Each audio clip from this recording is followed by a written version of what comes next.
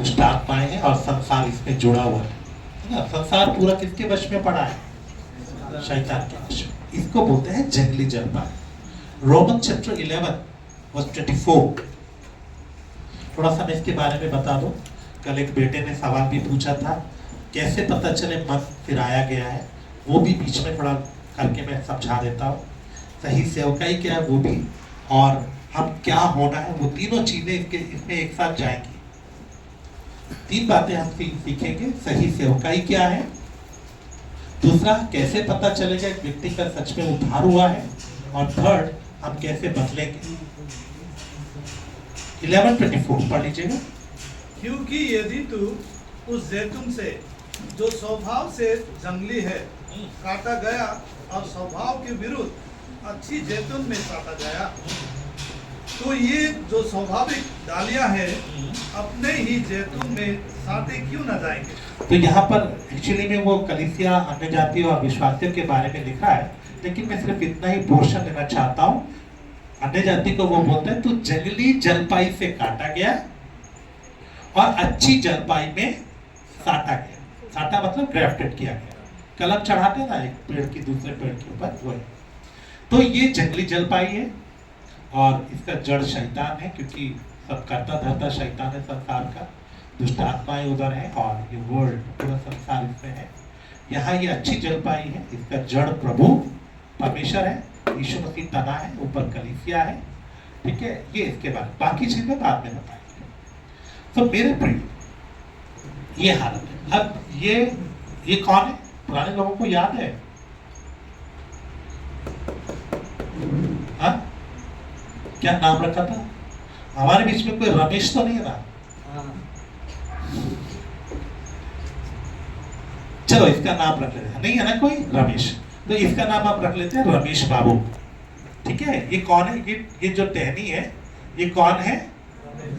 रमेश बाबू। तो ये जो रमेश बाबू है, ये संसार में शैतान में जुड़ा हुआ है। और आप जानते हैं, जैसे हम सब लोग सुसमाचार प्रचार करते हैं और प्रभु अपने लोगों को भेजता है कि संसार में जाओ और जाकर सब जाति के लोगों को प्रचार करो, उनको छुटकारा दो, है ना, और उनको बचा लो। तो ऐसे ही प्रभु की कलीसिया से एक व्यक्ति आया।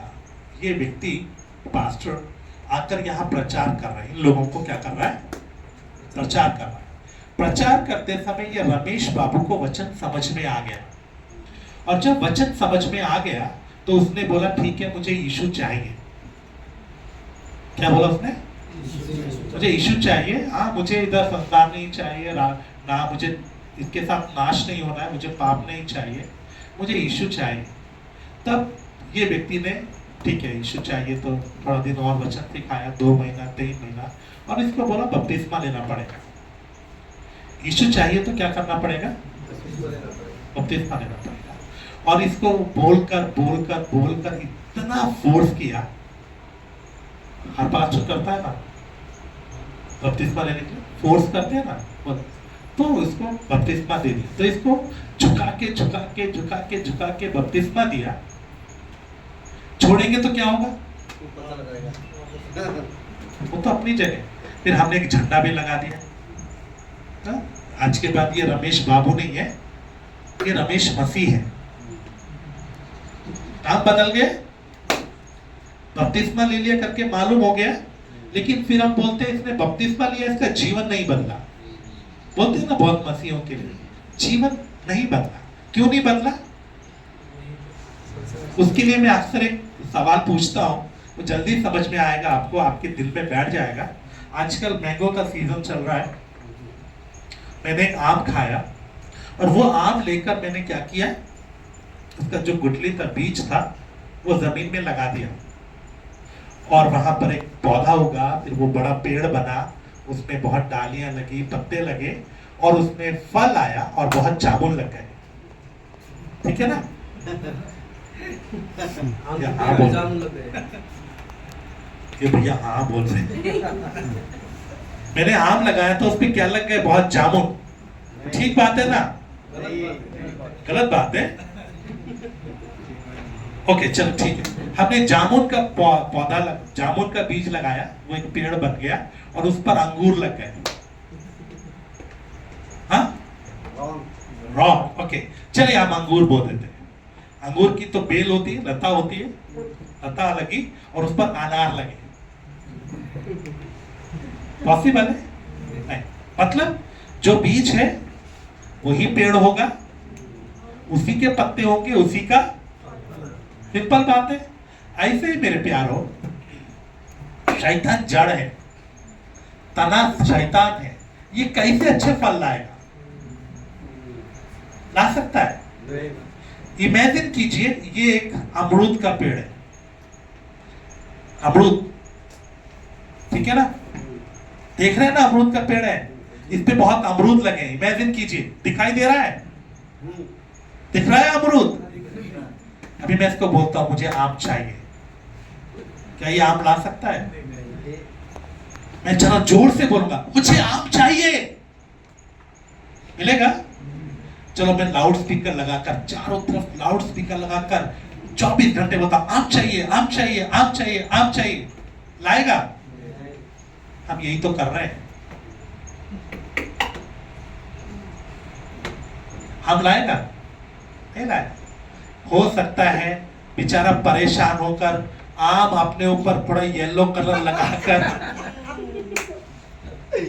थोड़ा आम की तरह दिखने लगे, बोले मेरा पीछा छोड़ो भैया, मैं देखो ये आम ही है, लेकिन खाओगे तो वो। ऐसे ही बहुत लोगों को जब आप बोलते रहते हैं बाहरी परिवर्तन होता है, अंदर में नहीं होता। सेवकाई नाम बदलना नहीं है, सेवकाई इसको झुकाकर बपतिस्मा देना नहीं है। वचन कहता है इधर से काटे गए, इधर से क्या किए गए? काटे गए और इधर साटे गए। अगर हम इधर से टहनी को, इसकी एक टहनी को जोड़ देंगे ऐसा तो चलेगा? नहीं, हमने तो जोड़ दिया भैया। यीशु का तो देखो, एक रस्सी से जोड़ दिया ना आपने, प्रेम की रस्सी डाल दिया। मतलब ऐसा भी सेवक लोग हैं, हमने तो प्रेम का, भाई ये नहीं होता। एक ही तरीका है, एकमात्र तरीका, इसको इधर से काटना है। आज सेवकाई काटने की नहीं हो रही, आज झंडा लगाने की सेवा। ओके, अगर मैं, मेरे हाथ में ये कुल्हाड़ा है, ये कुल्हाड़ा लेकर मैं इस पेड़ पर आकर इसको काटने का प्रयास करूंगा, क्योंकि सेवक को काटना है ना, मैं काटने का प्रयास करूंगा, ये शैतान करने देगा? दुष्टात्मा करने देगा? इसका परिवार यहाँ है, इसका समाज, इसका जाति यहाँ है, करने देगा? पुरजोर प्रयास होगा कि मेरे विरोध आ जाए। समझ में आया? तो जो काटता है उसका विरोध होता है। लेकिन आजकल के सेवकों के पास क्या नहीं है? कुल्हाड़ा नहीं है, एक हाथ में पानी की बोतल, दूसरे हाथ में तेल की, देखिए तेल भी मिल गया। एक हाथ में पानी की बोतल, एक हाथ में तेल की बोतल। आ जाओ, तेल लो लो, चंगा हो जाओ, आओ घर में रखो, आशीष मिलेगा, पियो, बस मस्त रहो। मान लीजिए मैंने कुल्हाड़ा लेकर नहीं गया, एक हाथ में पानी की बोतल, एक हाथ में तेल की बोतल, और मैं इनको चंगा करना चाहता हूं। शैतान क्या बोलेगा? मत करो। वो बोलेगा मैं सीढ़ी लगा कर देता हूं, लो आ जाओ, आओ चढ़ो, सबको चंगा करो, सबको झंडा लगाओ, मुझे कोई प्रॉब्लम नहीं है, लेकिन मुझसे काटना। सच है या नहीं? आज लाखों, आप बोलते हैं लाखों लोग इसके पीछे हैं, करोड़ों लोग इसके पीछे हैं, उनमें से कितने कटे हैं? उनमें से कितने यीशु में जुड़े हैं? बैकस्लाइड क्यों हो रहे हैं? आज गृह प्रवेश वापस क्यों कर रहे हैं? आज गौमूत्र पीकर हजारों लोग वापस हिंदू क्यों बन रहे हैं? क्योंकि उनको कभी काटा ही नहीं गया। कटकर इधर जुड़ गया तो कैसे निकलेगा भाई? फिर कटकर अगर इधर से भी कट गया तो नाश ही होगा, लेकिन इधर जुड़ा है तो कुछ नहीं होगा। भाई ये झंडा तो कभी भी शैतान उतार सकता है। वो बोलता है मेरे लोगों को तुम चंगा करो, आशीष दो, मैं तो चाहता हूं इनको सब मिले, लेकिन इधर ही करो। 90% कलीसिया आज शैतान के राज्य में चल रही है, यीशु के राज्य में नहीं है। यीशु कहता है परमेश्वर के राज्य में प्रवेश करो। तो क्या करना है मैंने, क्या करना है बोलिए? पानी तेल लेकर चलना है या कुल्हाड़ा लेकर चलना है? इसीलिए यमुना को लोग पसंद नहीं करते थे क्योंकि उसके हाथ में कुल्हाड़ा था। पता है सांप के बच्चों किसने बोला बपतिस्मा लो? पहले मत फिराओ के योग्य तुम कट गए हो, पहले पता चलना चाहिए। तुम अलग हो गए हो, ये छोड़ दिया है, तुम्हारे जीवन से निकल गया, दिखना चाहिए। यहां आ जाओ फिर दूंगा बपतिस्मा। आज सेवकाई, ये अगर हम लोग रिपोर्ट्स की बात करें तो ये पूरा हिंदुस्तान कम से कम 50 बार क्रिश्चियन बन चुका है। अगर दुनिया की ये सब कलीसियाओं को मैं बोलता हूं, अगर जितने लोग चर्च में जाते हैं उनकी गिनती की जाए तो मुस्लिम से ज्यादा है हम लोग। क्योंकि लोग जब अपना वो करते हैं, जनगणना होती है तो उसमें हिंदू हिंदू ही लिखता है, तो जनगणना में नहीं पता चलता। अगर असलियत में लोग बता देना हम विश्वास करते हैं हम मुस्लिम से ज्यादा निकलेंगे, ब्लास्ट हो जाएगा। घरों में कलीसिया चल रहे, लोगों को पता ही नहीं है ये धर्म बदल लिया। सच्चाई है आज हिंदुस्तान में। लेकिन सवाल ये उनमें से कितने स्वर्ग जाएंगे? स्वर्ग छोड़ो, कितने नई धरती जाएंगे?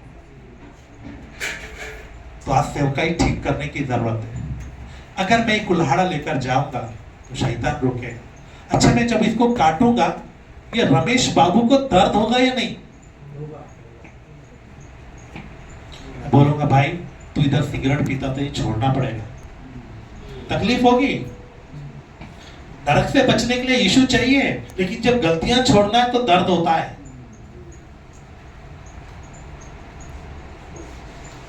इनके परिवार को दर्द होगा नहीं होगा?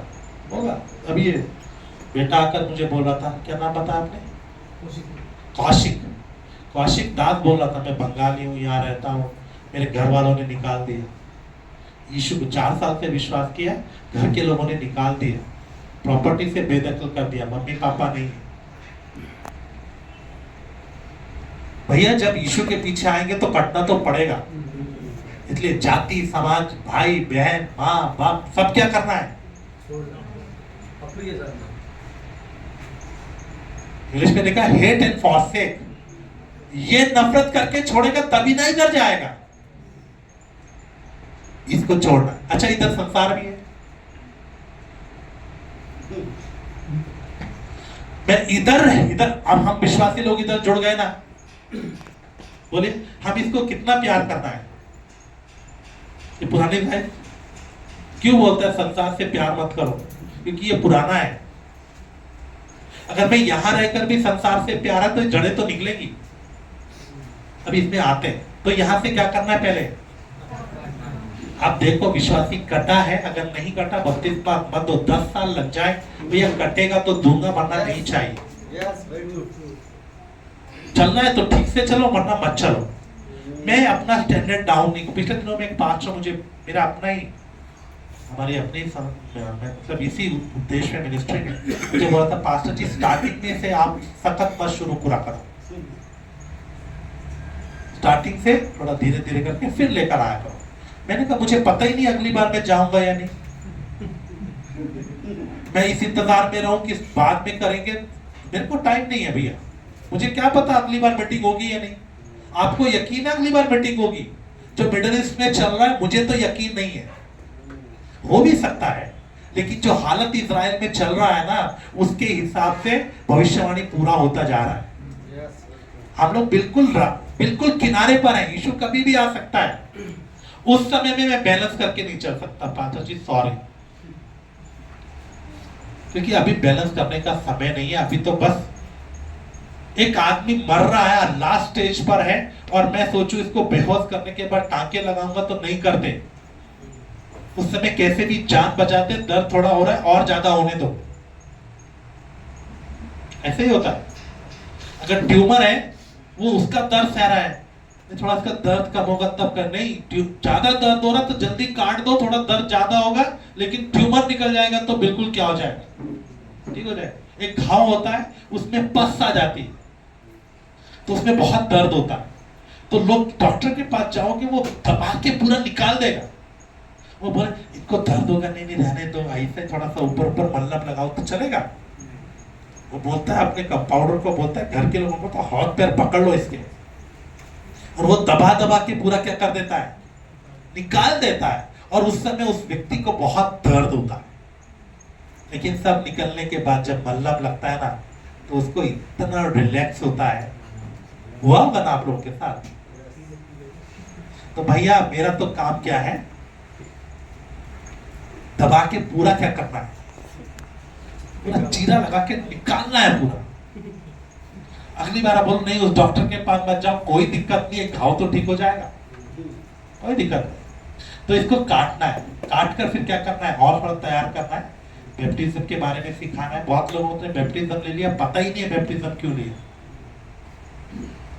बैप्टिज्म एक विषय है, बैप्टिज्म सिर्फ रीति रिवाज नहीं है भाई। अगर डुबकी लगाना बैप्टिज्म है ना तो हमसे ज्यादा हिंदू कर रहे हैं। हाँ उनके भी पंडित लगवाते हैं, कुछ वो खुद लगाते, कुछ पंडित लोग लगवाते हैं। नहीं भाई, बैप्टिज्म एक विषय है। ये मालूम है, ये बैप्टिज्म आपको धरतीवासी से स्वर्गवासी बना देता है ना। आपको मालूम है ना, मेरा नाम तो पता ही होगा आपको, यहाँ के लोकल विश्वासी को पता, आप तो बाहर से आ रहे हो ना। मेरा नाम क्या है? नीरज, पास्टर नीरज रोजरमल। मेरा असली नाम नहीं बताया ना, मैं हर बार बताता हूँ ना, आप लोग क्यों भूल जाते हो? मेरा असली नाम है स्वर्गवासी नीरजमल। याद आया ना? मेरा नाम क्या है? मेरा नाम है स्वर्गवासी नीरजमल। अब आप लोग बोलोगे स्वर्गवासी तो वो होता है जो मर गया। भाई वो मरने वाला नरकवासी हुआ, स्वर्गवासी हुआ, क्या गारंटी है? लेकिन मैंने जब बपतिस्मा लिया तो मुझे स्वर्गीय स्थानों में बैठाया गया, मैं परमेश्वर के घराने का बन गया, मैं स्वर्गवासी हूं, है ना। जैसे नेपाल वाला है तो क्या बोलेंगे, बोलो नेपाली। बिहार वाला है तो बिहारी, हरियाणा वाला तो हरियाणवी, पंजाबी है तो पंजाब का तो पंजाबी। वैसे मैं स्वर्ग का हूं तो स्वर्गवासी, स्वर्गवासी है, स्वर्गीय बोल लो। सत्य है या नहीं? आप कितने लोग स्वर्गवासी हैं? बिल्कुल, हम स्वर्ग के हैं। इतने तो बताए क्या? स्वर्ग को दूसरा नाम सियोन है ना, इसलिए हम क्या गाते हैं? वापिस आ जाइए गीत में। सियोन देश हमारा है देश, यह हमारा नहीं है, मेघालय हमारा नहीं, नेपाल हमारा नहीं, पंजाब हमारा नहीं, हम स्वर्गवासी हैं। हम इंतजार कर रहे हैं कब हमारा प्लेन आने वाला है, उड़न तश्तरी कब आएगी और हम क्या करके जाएंगे, उड़कर जाएंगे। आजकल तो प्लेन का भी भरोसा नहीं, बड़े नीचे गिर रहे हैं।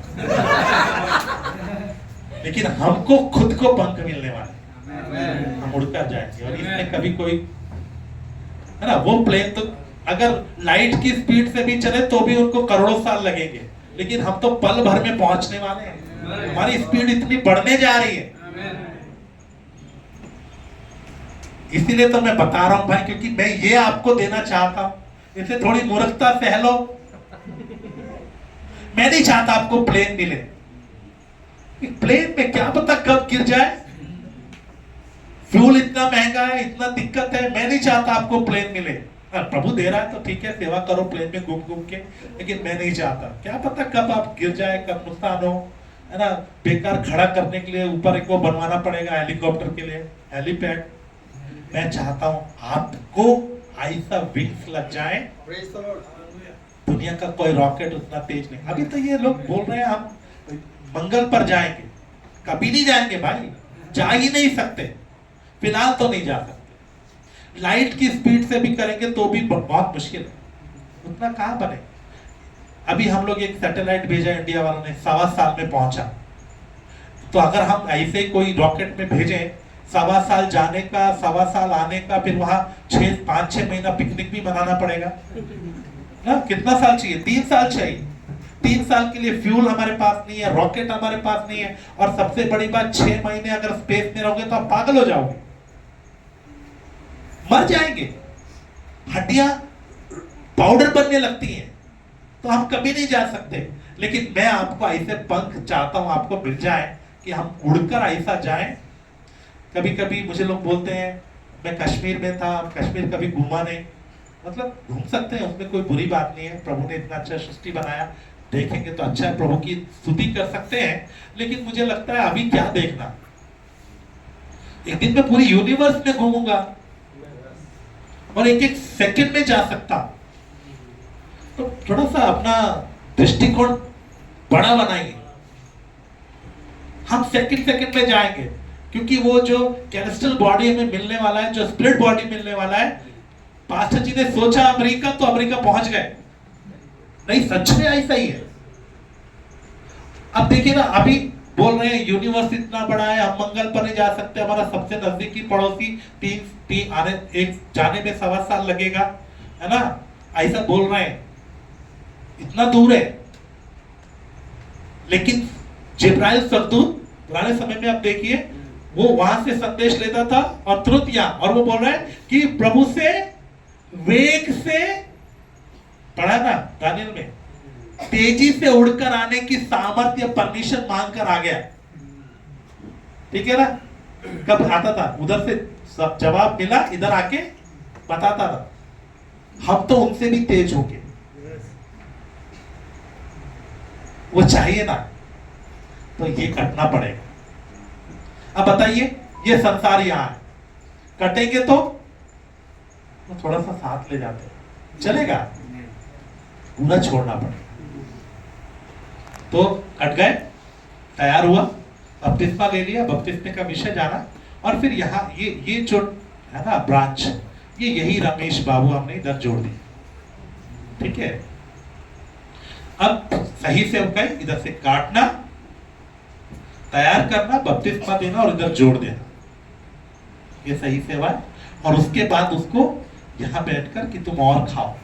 उसके बाद हमारा काम सिर्फ इतना है, भैया इधर से खाओ और खाओ, वो करते रहना है ना, वो पहुंचाते रहना है। ठीक है ना, अब ये सट गया, जुड़ गया, लेकिन आप देखेंगे तो ये ब्रांच में और ये ब्रांच में फर्क है, दिखाई दे रहा ना, इसका कलर किसके जैसा है, इसके जैसा है, क्योंकि जब इधर था तो यहां से खाना ऊपर जाता था, हर टहनी में जाता था, अब किधर से जा रहा है, तो इधर से आत्मिक बातें जा रही, और जैसे जैसे जाएंगी ये धीरे धीरे क्या होता जाएगा, बदलता जाए। इसीलिए कहता तुम अंश अंश करके बदलते जाते हो, तुम्हारे बुद्धि के नए हो जाने से अब तुम्हारा चाल चलन भी बदलता है, क्योंकि अब तुम इधर जुड़ गए। इधर जुड़कर ये आम नहीं ला सकता, लेकिन इधर जुड़ गया। इधर ये शारीरिक फल लाता था, अब कौन से लाएगा, ऑटोमेटिकली आते हैं। आप खाली यीशु में जुड़े रहो, जुड़ जाओ अच्छे से, आपका जीवन ऑटोमेटिकली बदलता है। आप अपनी कलीसियाओं में, आपके अपने जीवन में देखा होगा, अपनी कलीसियाओं में देखो, जिसके अंदर सच में काम हुआ, हम लोग बोलते ना नहीं इसके अंदर सच में काम हुआ, ऐसा बोलते हैं ना, नहीं दिखता है, कुछ फर्क है ना, ये हमारे अंदर सबके अंदर होना चाहिए।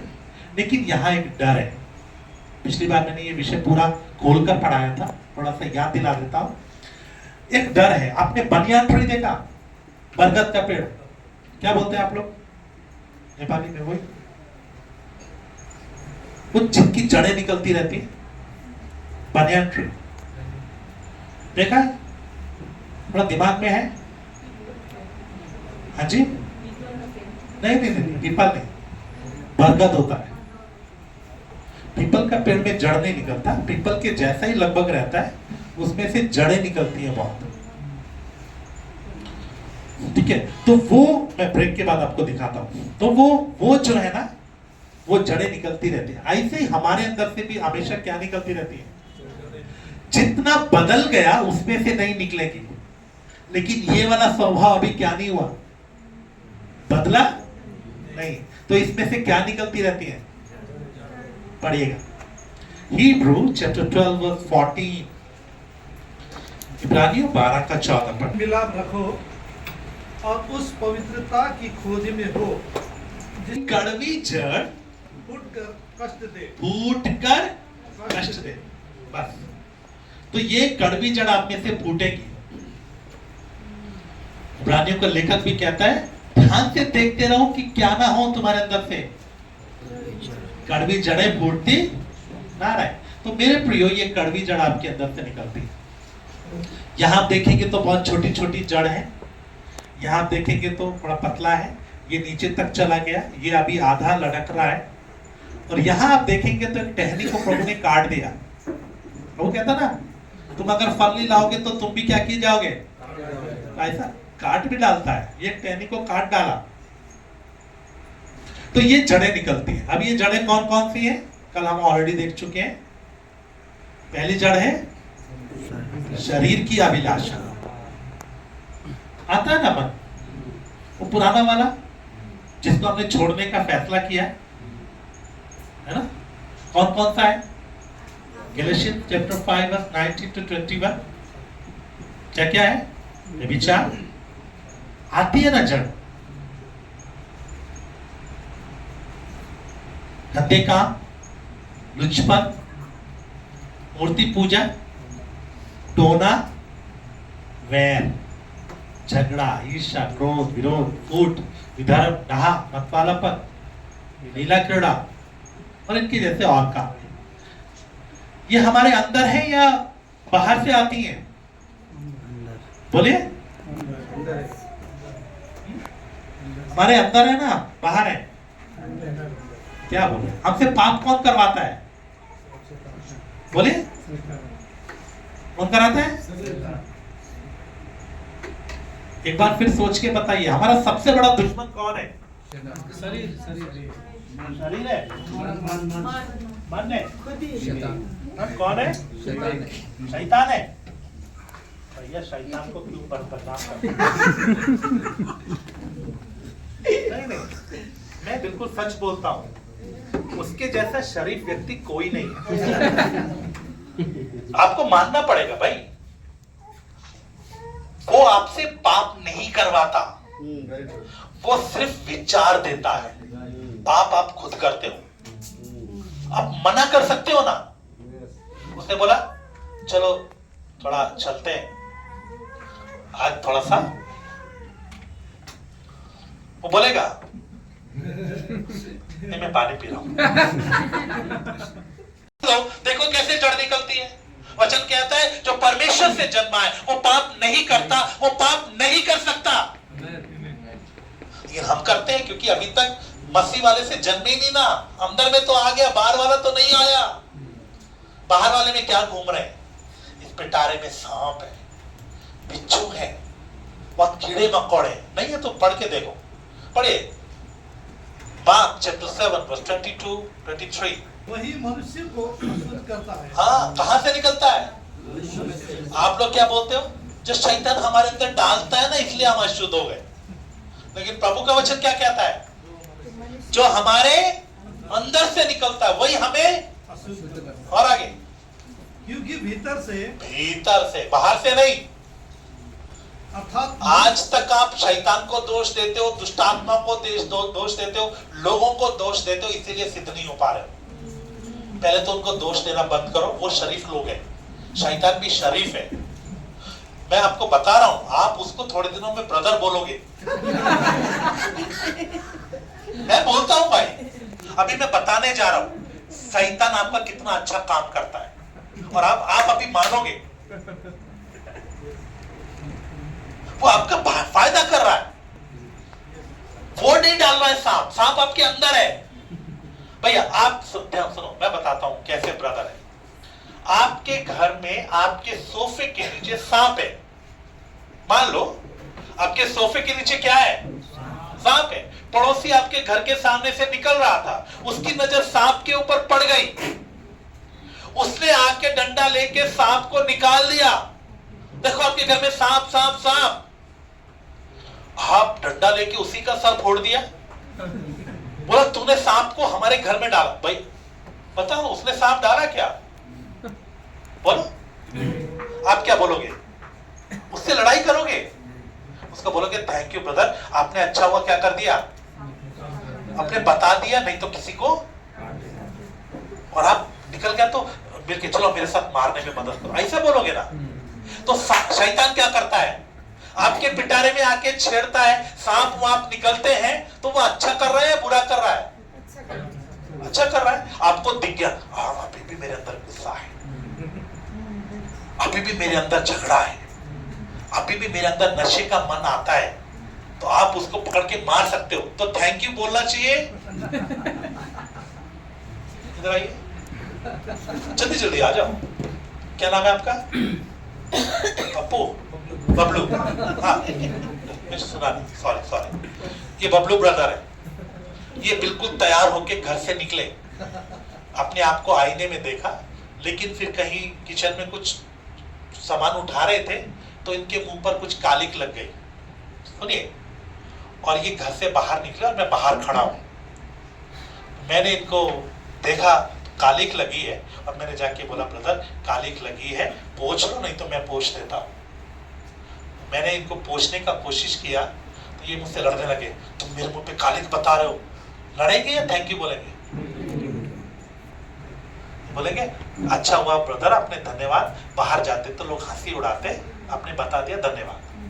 ऐसे ही शैतान आकर आपके गंदगी को क्या करता है, आपके सामने लाता है, वो छेड़ता है ना, बेशक वो गिराने के लिए छेड़ता है, लेकिन कैसे ही आपकी आंखों के सामने आ गया ना, तो क्या बोलना चाहिए उसको? आप उल्टा उसका दोष लगा, वो आपके पिटारे को छेड़कर सांप को भागे लेकर आया, धन्यवाद शैतान ब्रदर आपने ला दिया, नहीं मैं ऐसा करता हूं। मैं बोलता हूँ शैतान ब्रदर धन्यवाद, तूने ये छुपा हुआ था ना, तेरी वजह से ये मेरे सामने आ गया, अब मैं इसको जब तक मारूंगा नहीं छोड़ूंगा नहीं। बोलो फायदा किया कि नुकसान किया? यही सच है। लेकिन हम लोग आदम की तरह गलती नहीं मानते, हवा की तरह गलती नहीं मानते, बल्कि क्या करते हैं, हम सिर्फ दोष लगाते हैं। मेरे प्यारा दोष मत लगाओ, ठीक है आगे पढ़िए ब्रदर।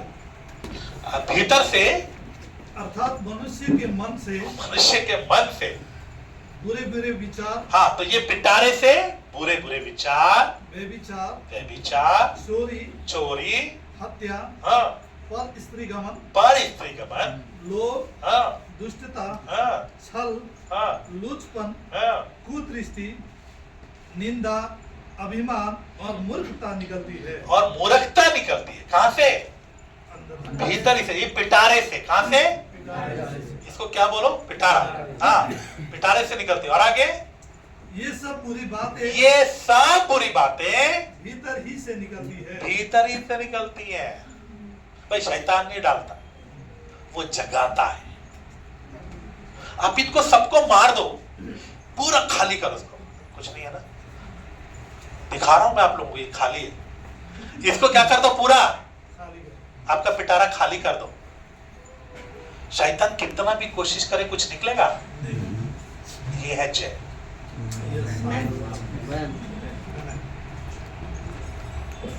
आपको मारना है, इसलिए लिखा है दुल्हन ने अपने आप को क्या कर लिया है, तैयार कर लिया। आपको क्या करना है? आई से मेरे प्यारों, ये जड़ें निकलती है, कड़वी जड़ें, आपको बदलना है। आप ये कड़वी जड़ें काटते रहेंगे, आप बदलेंगे नहीं तो ये कड़वी जड़ें आते ही रहेंगी। दो काम करना है, सिद्ध होना चाहते हैं आप, ऐसा बनना चाहते हैं ना, बिल्कुल इसके जैसा रेड, पवित्र, निर्दोष, निष्कलंक, तो दो काम कीजिए। नंबर एक, जो जड़ आती है उसको काटते रहिए। अब मेरा सवाल है, ये जड़ काटना आसान है, ये काटना आसान है, या ये जो छोटी निकल रही है इसको काटना आसान है? इसको काटना है तो आपको कुल्हाड़ा चाहिए या कुछ आरी चाहिए, लेकिन इसको आप हाथ से ही तोड़ सकते हैं। ऐसे ही विचार जब स्टार्टिंग में होता है ना, तभी आप उसको जल्दी से तोड़ सकते हैं, लेकिन थोड़ा सोचकर वो जब मोटा हो जाता ना, तो निकलना बड़ा मुश्किल होता है। तो भाई इसलिए वचन कहता है जागते रहो और प्रार्थना करते रहो कि तुम कहीं गिर ना पड़ो। तो ये शुरू में ही जैसे ही विचार आता है, जो लोग विचारों में लड़ते हैं वो ही जय पाएंगे। विचारों में ही उस इच्छा को आते ही काटना शुरू कीजिए। तो ये काटेंगे, इसको ये काटते रहेंगे। तो कौन कौन सा? शरीर की अभिलाषा, दूसरा आँखों की अभिलाषा, जीवन आंख से देखने के बाद जो भी अभिलाषा आती है वो आंखों की अभिलाषा। आपको कोई जरूरत है, वो देखने से अभिलाषा थोड़ी ना आती। आपको एक स्कूटर चाहिए, आपको वो जरूरत है। सबसे पहली बात तो यहाँ आपको सबसे पहले फिल्टर करना पड़ेगा। कुछ चीजें आपको लगता है जरूरत है, कुछ लगता है परमेश्वर को जरूरत है। दो चीजें, एक तो मुझे लगता है मुझे ये जरूरत है, दूसरा परमेश्वर को लगता है ये चीज मुझे जरूरत है। मुझे मिलेगी कौन सी? प्रभु ने बोला मैं तुम्हारी जरूरतों को क्या करूंगा। अगर आपको हेलीकॉप्टर चाहिए वो लाके देगा, लेकिन मेरी इच्छा से जो है वो सब किसकी तरफ से है? मेरे अंदर से जो इच्छाओं से आता है, मेरी आंखों के द्वारा जो इच्छाओं से आता है वो परमेश्वर की तरफ से नहीं है। वो सीधा बोलता है शरीर की अभिलाषा, आंखों की अभिलाषा, जीवन का घमंड, ये परमेश्वर की ओर से नहीं, मन संसार ही की। परमेश्वर की ओर से जो होता है उसमें अभिलाषा नहीं होती। परमेश्वर लाता है, आपको दे सकता है, आपको करोड़ों रुपए दे सकता है, इसमें क्या है? मुश्किल नहीं है। लेकिन आपकी अभिलाषा से जो है वो सब पाप है, क्योंकि वो आपकी शारीरिकता से निकला है। आंखों की अभिलाषा, फिर जीवन का घमंड, बड़ा बनने का मन, तो ये निकलता रहता है। आपको इसको क्या करना है? विचार निकलेगा, गंदे काम निकलेंगे, लुचपन निकलेगा, जलन निकलेगा, नफरत निकलेगा, ये सब चीजें निकलेंगी। हमें इसको क्या करते रहना है? काटते रहना। और मैं विश्वास करता हूँ आप लोग प्रयास करते हैं। कभी थोड़ा मोटा होने के बाद करते हैं, कभी शुरू में ही करते हैं, लेकिन करते हैं, इतना तो मैं मानता हूं। लेकिन प्रॉब्लम ये सिर्फ काटते रहने से नहीं होगा, साथ साथ, क्योंकि ये तो जब तक ये बदलेगा नहीं तो निकलती ही रहेंगी। तो दूसरा काम क्या करना है? इधर से ज्यादा खाएं, वचन ज्यादा पढ़ें, प्रार्थना ज्यादा करें, ताकि आप बदलते जाएं। और इसीलिए वचन कहता है, कल हमने शुरू किया था ना, वो वचन पढ़ लीजिए, 2 पीटर चैप्टर 1 वर्स 4, दूसरा पत्रस 1:4। यही चीज वहां लिखी जो मैं बता रहा हूं, यही सेम लिखा है।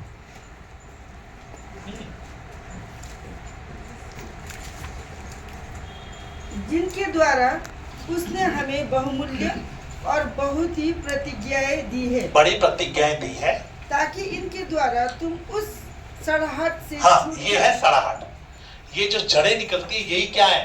सड़ाहट। क्योंकि ये आपको कहां ले जाती है? वापस संसार में। देखिए, ये टहनी का जो संबंध है ये भूमि के साथ नहीं है क्या? नहीं। इसका संबंध किसके साथ है? यीशु के साथ है, ये परमेश्वर के साथ है, ठीक है ना? ये खुद इधर धरती से जुड़ी नहीं है, लेकिन ये जड़ें निकलकर जब धरती से जुड़ जाती हैं, फिर इसकी जरूरत नहीं रहती। अगर मान लीजिए ये जड़ें लग गई और मैं ये टहनी को यहाँ से काट दूं, इस टहनी को कोई फर्क पड़ेगा? कि खाना इधर से आ रहा है। हमारा संबंध ये संसार के साथ सीधा नहीं होना चाहिए, यीशु के थ्रू होना चाहिए। ये जमीन का मिनरल चाहिए, इसका पानी चाहिए। ध्यान से सुनना, ये जमीन का मिनरल, जड़ का काम क्या है? मिनरल और पानी को लेकर ऊपर पेड़ तक पहुंचाना। वो इस टहनी को भी चाहिए, मिनरल भी चाहिए, पानी भी चाहिए, लेकिन अपनी जड़ें निकालकर मत ले लो भाई। परमेश्वर को मालूम है जितना चाहिए वो पहुंचा देगा। ये अपनी इच्छाओं से जो भी है वो सब पाप है। आया समझ में? तो वचन क्या कहता है? पढ़िए, वो सड़ाहट से छूटकर, हाँ, जो संसार में बुरी अभिलाषाओं से होती है। देखिए, दो अभिलाषा, एक अच्छी अभिलाषा है जो आपके शारीरिकता से, आपके लालच से, आपके सुख विलास से आती है, वो बुरी है। जो परमेश्वर की तरफ से आती है वो सही है।